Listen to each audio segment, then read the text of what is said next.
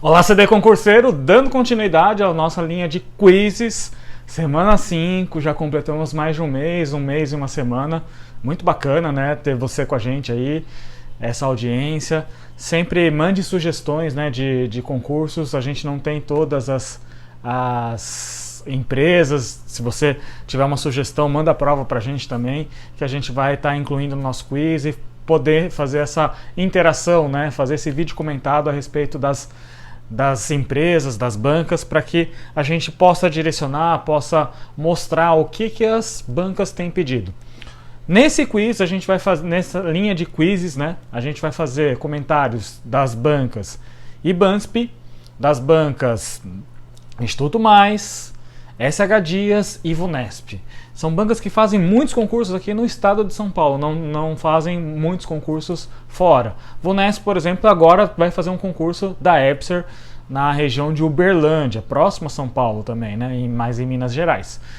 IBANSP vai fazer o concurso de Santos, já está definido. Então, se você quer se preparar para esse concurso, a gente tem um curso preparatório que tem a parte online. A gente só não liberou ainda a parte presencial, porque a gente não sabe quando tiver a liberação do edital, a gente vai lançar esse curso presencial de Santos. Mas já tem uma parte online, uma parte que já dá para você ir direcionando, uma parte bastante interessante que você da região da Baixada Santista ou alguém que queira prestar esse concurso, já dá para ir direcionar bastante. Essa banca é uma banca muito repetitiva. No último concurso de Campo Limpo Paulista, o nosso aluno tirou segundo lugar. No concurso de Atibaia, das 3 maiores notas, 2 foram alunos nossos da CD Concursos. Então, a gente tem uma expertise bastante importante nesse concurso, porque é uma banca que repete bastante. Então, essas aulas vão ser de fundamental importância para o seu direcionamento, se você vai prestar esse concurso de Santos. Então, vamos lá para os quizzes da semana 5. Como eu falei para vocês, são várias bancas que a gente vai abordar durante esses quizzes. E vamos começar com um da banca 709, esse quiz, né? Da banca IBANSP, ou IBAN. IBANSP porque a IBAN é a mesma banca, só que as que fazem os concursos de fora do estado de São Paulo são diferentes, elas não seguem a mesma linha da banca IBAN de São Paulo. Esse é o último concurso da banca IBAN em São Paulo, da banca IBANSP, Campo Limpo Paulista. Uma aluna nossa até mandou uma mensagem pra gente, agradecendo, ficou em segundo lugar, a gente ficou muito contente, né, com essa conquista dessa nossa aluna. 2019, um concurso bem recente. O diagnóstico de GUM, gengivite ulcerativa necrosante, deve ser baseado no estado geral do paciente, determinadas características clínicas e sintomas. Assinale a alternativa que não corresponde a uma característica dessa doença. GUM, lembrando, é uma gengivite ulcerativa necrosante, segundo a penúltima classificação da Associação Americana de Periodontologia. Houve umas pequenas alterações em relação às doenças necrosantes do periodonto, não houve uma alteração significativa, né? Houve uma alteração mais significativa na classificação de outras doenças, mas ainda continua essa nomenclatura. Alternativa A, necrose ulceração interproximal. B, presença de pseudomembrana. C, halitose. E D, febre elevada é característica da doença quando acomete crianças. Então esse é um detalhe bastante importante. Outra coisa importante, né? A banca IBANSP, para quem vai prestar o concurso de Santos, já anota aí, ela gosta das questões de pério em relação a diagnóstico. Então a parte periodontal, a parte de diagnóstico periodontal é muito pedida na banca IBANSP. Outro detalhe da pério que eles gostam de pedir, por exemplo, as soluções que podem ser utilizadas como auxiliares químicos no tratamento das doenças periodontais. Então, esses dois assuntos são assuntos muito pedidos, além de índices periodontais. São assuntos que a banca IBANSP gosta. Nessa questão em específico, a IBANSP ainda adota a classificação antiga, então você não precisa se preocupar em estar estudando a nova classificação de 2017 ou 2018, se eu não me engano, porque a banca IBANSP ainda não pede esse tipo de nova classificação preconizado pela Academia Americana de Periodontologia. Diferente, por exemplo, da banca FEPESE, que no último concurso, no final de semana passado, teve um concurso de Florianópolis e no edital de Florianópolis estava falando dessa nova classificação da Academia Americana, que é, se eu não me engano, 2017. Então, O que não é característico? Outro detalhe importante, quando pedem GUM, VUNESP, por exemplo, ela gosta de pedir também, às vezes, trocar, colocar um sinônimo. Então, infecção de Vincent, boca de trincheira, porque esse tipo de patologia foi muito comum na época de Segunda Guerra Mundial, aquelas pessoas que faziam parte do exército ficavam na trincheira, naquele estresse bem grande, pouca alimentação, desenvolviam muito esse quadro de GUM naquela época. E esse quadro, claro que houve uma grande diminuição significativa depois da Segunda Guerra Mundial. Detalhe importante, né, alguns sinais importantes. Necrose e ulceração interproximal da gengiva interproximal, formação de crateras, isso é característico da GUM. Essas ulcerações na região interproximal, da gengiva interproximal, podem ser recobertas por membrana fibrinopurulenta também. Pode estar desnudo. Isso provoca no paciente um quadro de dor significativo, que é uma das queixas principais do paciente que vem desenvolvendo esse tipo de problema. Presença de pseudomembrana, eu já meio que adiantei, coloquei a carroça na frente dos bois. Essa presença de pseudomembrana pode estar presente justamente na área de necrose e justamente na área de ulceração. Essa ulceração, como eu falei, provoca dor. A litose, né, também é uma característica bastante frequente, juntamente com o gosto metálico que o paciente pode estar sentindo. Essa litose advém muitas vezes desse fácil sangramento, e esse gosto metálico também oriundo, né, do gosto de sangue que fica na boca, então o paciente vai relatar esse gosto metálico. Aqui pacientes, a GUM acomete mais, principalmente pacientes jovens, pacientes que estão numa condição de estresse bastante significativo, pacientes tabagistas também podem estar relacionados associados com o quadro de GUM. Então todos esses detalhes são bastante importantes. E por último, a alternativa D é a que não corresponde a uma característica dessa doença. Febre elevada é característico da doença quando acomete crianças. Na verdade, quando a gente pensa em diagnóstico diferencial, uma doença que pode entrar como diagnóstico diferencial é a gengivite, gengivoestomatite herpética primária, pode entrar como diagnóstico diferencial. E a gengivoestomatite herpética primária pode fazer com que a criança desenvolva quadros de febre elevada. A GUM não é característico. Pode ter uma febrícula? Pode. Mas a febre elevada não é uma característica da GUM ou gengivite ulcerativa necrosante. Então essa é a resposta que não corresponde a uma característica da GUM. Vale lembrar, ressaltando de novo, vai prestar o concurso Santos, é a parte de diagnóstico periodontal, a parte de índices periodontais e a parte de tratamento das doenças periodontais com soluções químicas são muito cobradas por essa banca. Já é um direcionamento bastante importante para você que vai prestar esse concurso de Santos. Agora a gente vai para o quiz 710. Banca Instituto Mais. Essa banca Instituto Mais fez o concurso de Rio Claro, né, agora em 2019. Fez o concurso de Itaquaquecetuba também, 2019. Santana do Parnaíba, Buco-Maxilo, também em 2019. O fibroma é considerado um fibroma. Lembra do sufixo oma. Oma é uma indicação de neoplasias benignas. Então, o sufixo oma é um indicativo de neoplasias benignas, e o fibro, geralmente, essa palavra que vem antes do sufixo, é um indicativo da célula que dá origem a essa neoplasia benigna. Alternativa A, tumor de tecido mole. B, tumor odontogênico. C, patologia das glândulas salivares. E D, lesão fibroóssea. Lembrando, ontem, no nossa Superclass, na nossa live, sempre às terças-feiras, 19 horas, eu fiz um comentário a respeito de fibroma. O fibroma é um tumor de tecido mole. Não é uma neoplasia verdadeira, porque o fibroma não tem a característica, a maioria dos casos de fibroma, de crescimento autônomo. Se você deixar, aquela lesão vai permanecer daquele tamanho, dificilmente ela vai ter essa tendência a crescimento autônomo. Geralmente, os casos de fibroma são lesões reacionais. O que quer dizer isso, Darcio? São lesões que foram oriundas de um trauma, muito comum, um trauma de mordida, por exemplo, na região de mucosa jugal, na área de oclusão, onde está presente aquela linha alba.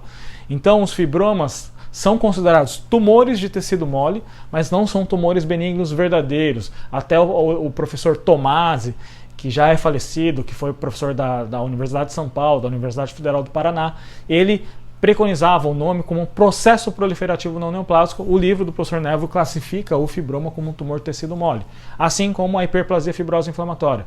Geralmente o tumor ou fibroma é oriundo de uma hiperplasia fibrosa inflamatória que não está mais sendo traumatizada. Essa hiperplasia não sendo mais traumatizada, ela vai ainda permanecer aquela lesão, aquela hiperplasia de tecido conjuntivo. O tecido epitelial pode afinar, pode virar uma atrofia do tecido epitelial e aí, consequentemente, na hora que vai fazer o exame anatomopatológico, dá o diagnóstico de fibroma. Mas os casos de fibroma verdadeiros são muito difíceis. O que é comum são fibromas oriundos de hiperplasias fibrosas inflamatórias que não foram mais traumatizadas. Qual que é o tratamento para os casos de fibroma? Um tratamento bem tranquilo, bem simples. Excisão cirúrgica com pouca recidiva. Se você quer ter mais informações a respeito do fibroma, vai lá assistir nossa Superclass número 11. A gente deixa as nossas lives de terça a terça seguinte, durante uma semana. Assiste lá, porque ontem a gente abordou justamente fibroma, hiperplasia fibrosa inflamatória e granuloma piogênico, lesões. A gente teve uma aula teórica a respeito dessas lesões e aí entrou, a gente falou justamente do fibroma, foi a primeira lesão que a gente acabou falando durante a Superclass número 11 de ontem. Agora a gente vai para o quiz número 711, né? Lembrando que esses quizzes são quizzes da semana anterior, a gente faz o comentário na semana seguinte. Agora da VUNESP Campinas 2019, lembrando que semana que vem tem concurso de Peruíbe, você que vai prestar uma boa prova lá, é um direcionamento aqui, concurso de Campinas. O exame anatomopatológico auxilia os cirurgiões dentistas no diagnóstico por meio da avaliação macro e microscópica dos tecidos e das células. Para a conservação adequada da peça cirúrgica e manutenção da viabilidade da peça para exame, deve-se utilizar qual líquido? A. Solução alcoólica 70%, B. Solução de formalina 5%, C. Solução de formalina 10%, D. Solução alcoólica 50% e E. Solução de álcool absoluto. Lembrando que a conservação é essencial após a remoção da lesão.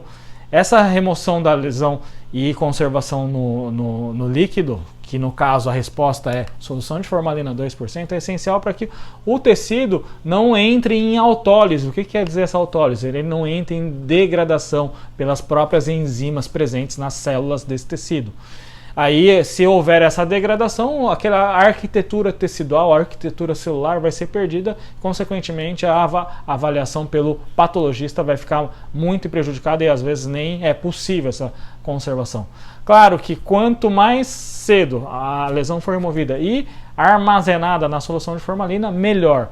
Existe um tempo mínimo para ficar? Existe um tempo, pelo menos um dia, né, para ficar na solução de formalina. E o tempo máximo? Esse tempo máximo é relativo, né? Não existe um tempo máximo de tempo que essa solução conservaria o tecido que foi colocado lá na solução de formal. Então as biópsias, sejam elas incisionais, sejam elas excisionais, remover uma quantidade de tecido, deve se mandar para o laboratório de patologia, deve ser conservado em solução de formalina 10%. Quanto de volume esse líquido deve ter em relação ao que a gente removeu, a peça que removeu? É preconizado pelo menos 10 vezes o volume da peça que vai ser conservada ou que foi removida para o envio para o exame do laboratório de patologia. Então esses foram os detalhes bastante importantes, uma questão bem simples, uma questão fácil. Esse tipo de questão você não pode perder, porque se você perde uma questão dessa, você vai ficar muito atrás lá dos candidatos que estão bem preparados. Agora a gente vai para o quiz 712, quiz também que é da banca VUNESP Campinas, concurso recente da VUNESP. As infrações éticas praticadas pelos inscritos em conselho de odontologia desde que o prazo não seja interrompido, né, durante esse prazo, que é o prazo que vai prescrever, pela propositura da competente ação, prescreve em quanto tempo?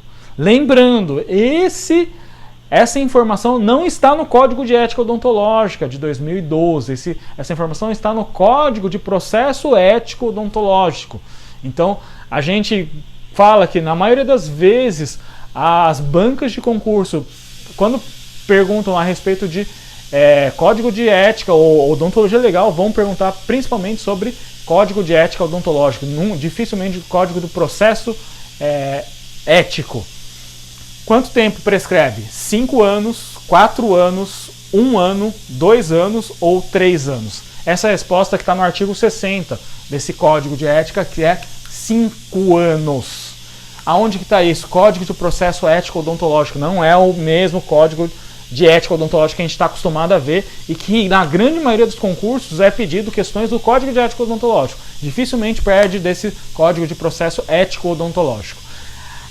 Parece que está para sair o concurso do CRO. Então, você que quer se preparar para o concurso do CRO, já fica de olho, estuda Código de Ética Odontológico, estuda Código de Processo Ético Odontológico e já vai direcionando seu estudo para esse concurso CRO, que provavelmente vai sair no ano que vem. Artigo 60. Prescreve em 5 anos as infrações éticas praticadas pelos inscritos em Conselho de Odontologia, interrompendo-se esse prazo pela propositura da competente ação. Então essa é a resposta correta, alternativa A, 5 anos, é decoreba. Questão difícil, não é uma questão simples, porque inclusive não está no documento que a gente mais costuma ler, mais está acostumado a estudar. Agora, quiz 713. Banca SH Dias, um concurso bem recente, ITU 2019. Os tumores odontogênicos, ameloblastoma e tumor de Pindemurg, são de que origem? A, epitelial, B, misto, C, genético e D, mesenquimal. Lembrando que os tumores odontogênicos são classificados em 3 grandes famílias: epitelial, misto e mesenquimal. Eu falo que se você decora um de cada uma dessas grandes famílias, vai ficar muito mais fácil para você responder as questões. Epitelial, ameloblastoma, misto, odontoma, mesenquimal, cementoblastoma ou mixoma. Então, um ameloblastoma é de que família? Da primeira família dos epiteliais. O que quer dizer isso? O epitélio odontogênico está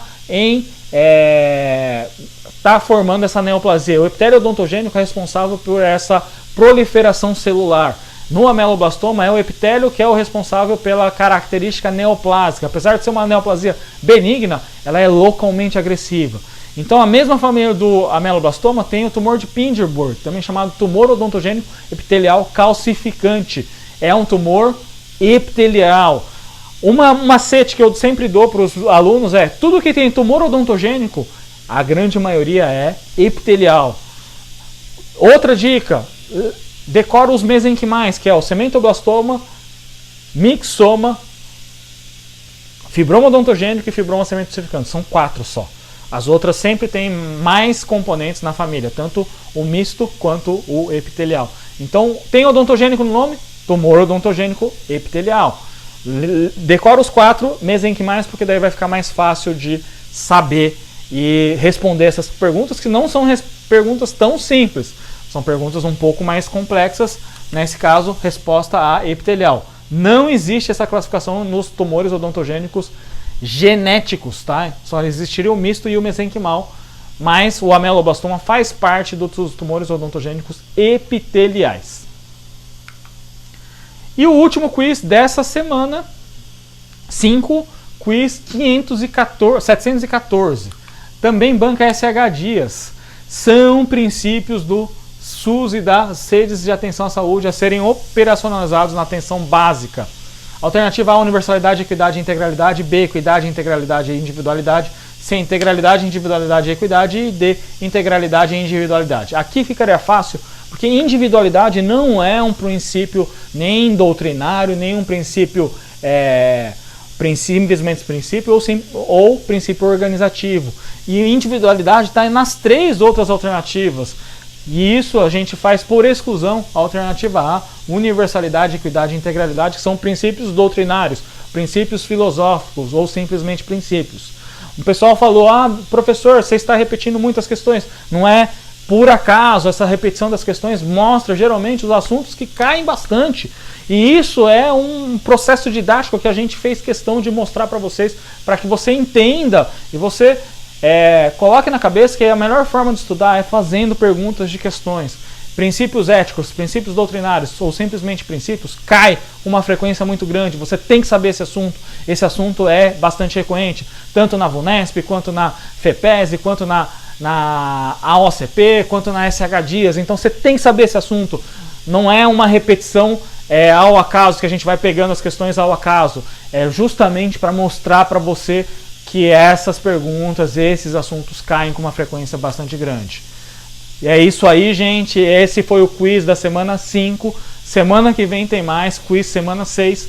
Lembrando, às terças-feiras, nossa Superclass, a gente não está mais enviando o link da Superclass, porque a gente pede para que você assine o canal, ative o sininho, que é assim que a gente tem feito as nossas Superclass às terças-feiras, 19 horas. Já há 4 meses a gente tem feito essas lives, com alguns percalços, com alguns problemas, mas a gente está lá firme e forte, terça-feira, 19 horas.